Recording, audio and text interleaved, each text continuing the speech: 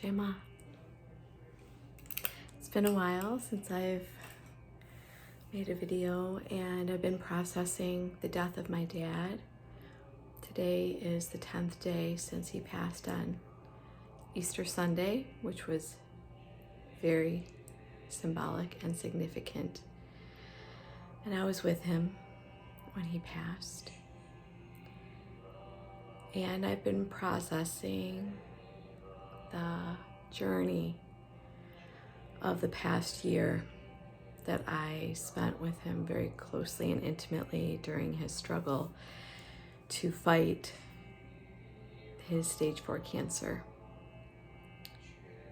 And bringing the teachings into my mind stream, especially ramdass.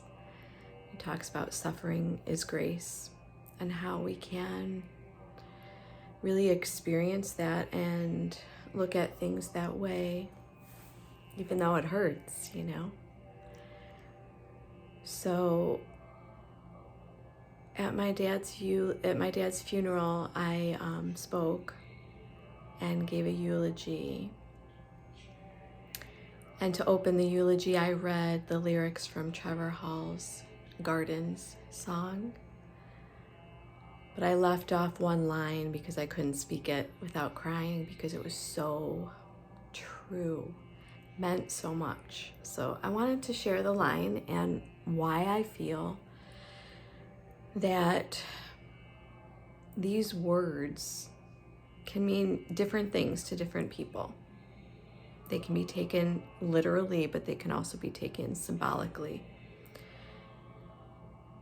So the line is, "You were born and you're dying. And honey, I'm already crying for you." So in the process of my dad dying, not just the last day that he was actually physically dying, but during the whole year, in the process of suffering, of dying, his ego was dismantled. His heart opened in the process of his dying. So it made it that much harder when he was gone. Like many, I had a very challenging relationship with my dad that went through a lot of different phases, including a phase where he said he didn't like me, but he loved me because I was his daughter, to really feeling that he loved me as a soul, as a being beyond the role of his daughter. So to lose a soul connection is hard. Not to say that death of anyone close to us isn't hard. It is. And to be there administering the meds that are helping him really to die as he's dying was hard.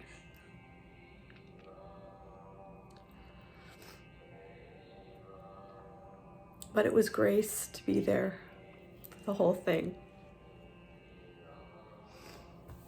whole journey. And to watch him take his last breath, to hold his hand, and to say, "It's okay. I love you. Don't be afraid." And then to see him just release. He fought to the very end, very, very end.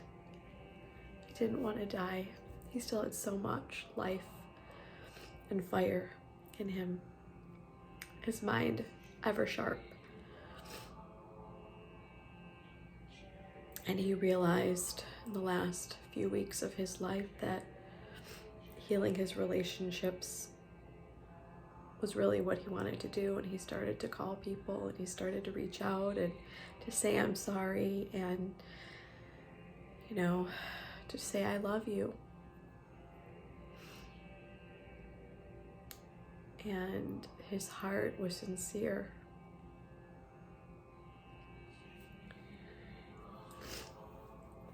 I chanted for him after his last breath.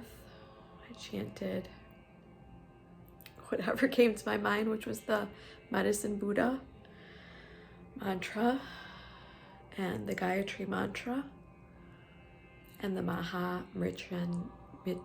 Mahamrityunjaya mantra, Triambakam. And I just said, go to the light, Dad. Go to the brightest light. Do not be afraid. And I sat by him and with him and with my mom, who was also present. And my mom and I held hands. And she said, I'm glad you were here, which meant a lot to me. And I said, I am so glad I was here, because I really wanted to be there for him. To just be loving awareness, as Ramdass would say, to just be present in love with him, and to help him not be afraid, to let go. For him to really know it was okay, that he was really going to be free from all the suffering he's experienced, especially the past 12 months, all the pain he's been in, all the doctor's appointments, surgeries, treatments, drugs, 911 calls, hospital stays. All of it was over. And he could leave his body and really be free to transition into something bigger and better, to be love, to go back home, to return to the source. So for each morning after he passed, after he transitioned, I spoke the Tibetan prayer for the dead after someone passes, and it was really helpful for me. It was really, really helpful, and I am going to do a recording of it, because I felt I was really there with my dad, guiding him, and I could feel all the pain in his body for 7 days. The 7th day, when I woke up, my eyes were clear blue, and I felt light, and I felt the pain in my body had been lifted, and I really felt like he made it. And in the text, it does say on the 7th day, you've met all the different colored Buddhas that represent the chakras, and going through the different realms and different states of emotion and planes of consciousness, and that on the 7th day it's possible to make it through the bardo. At least this is my understanding, and to become the rainbow light. So I feel my dad has made it in 7 days. And I know it can take up to 49 days, but I feel like he's in a better space, whether he's all the way through or just out of the treacherous stages of the bardo experience.